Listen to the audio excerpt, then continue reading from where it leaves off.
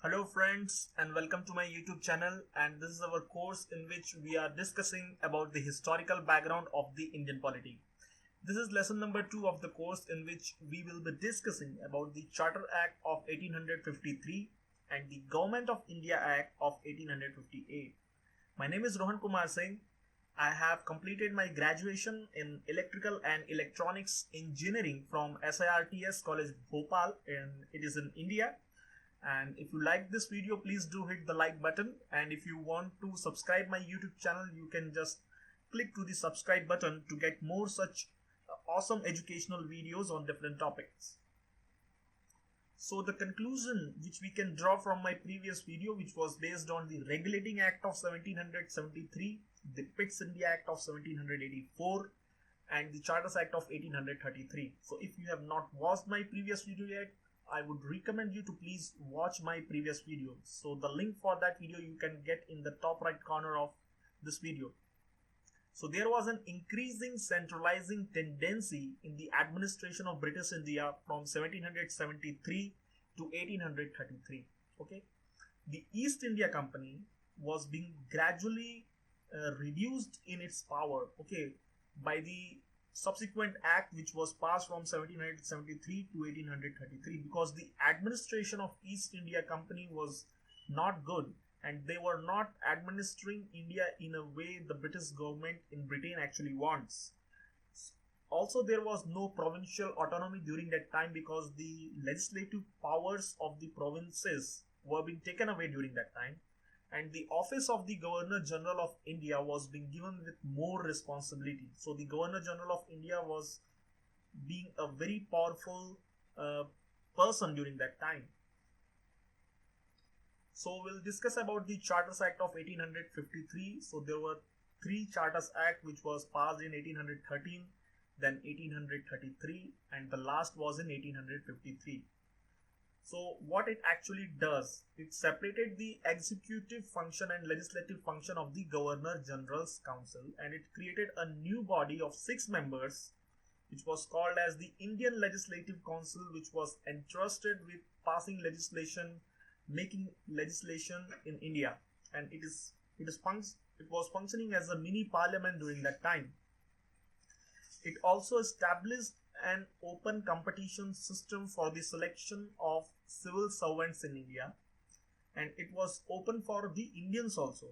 But in the Act of 1833, this provision of selection of civil servants where the post was also open for the Indians never came into being because of the negation from the Court of Directors of the East India Company. But with this particular act of Charters Act of 1853, this provision came into being, and under the chairmanship of Macaulay, a committee was formed in 1854 regarding that. And it also extended the company's rule for a certain period of time, and it allowed to retain the possession of Indian territories in trust of British Crown. With this particular act, a system of local representation in legislative council was made, because during that time the legislation was mainly confined to the Indian Legislative Council because the legislation power of the provinces were being deprived. So 4 members of the Indian Legislative Council were being appointed from the local government of Madras, Bombay, Agra, and Bengal. Now came the Government of India Act of 1858, and this particular act is very important because it was enacted in the wake of revolt of 1857, which actually shook the British administration during that time. So a huge change in the administration of British India came during that time, and this particular act is also known as the Act of Good Government in India because they actually strive to bring good administration in India. Okay. So this particular act actually abolished the rule of the East India Company totally, and it designated the Governor General of India as Viceroy of India. Okay, so the designation is totally changed.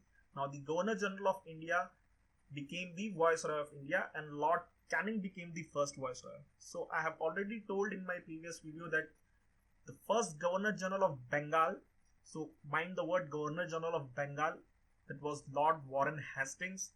The first Governor General of India was Lord William Bentinck, and the Viceroy of India first Viceroy of India is Lord Canning. Okay, so the Viceroy is actually the direct representative of the British Crown in India. Okay, and with this particular act, the system of double government which was established with the Pitt's India Act of 1784, if you have remembered, it was actually abolished. So the Board of Control and the Court of Directors are out of the game now. It also established a new office known as the Secretary of State for India, and it is a very important office which is almost parallel to the Viceroy of India. So the Secretary of State in India was the political head of the India, and he was vested with complete authority over the Indian administration, and he was a member of British cabinet. So it is very important that this political person in India is actually a member of British cabinet. Okay, and he was ultimately responsible to the British parliamentarity.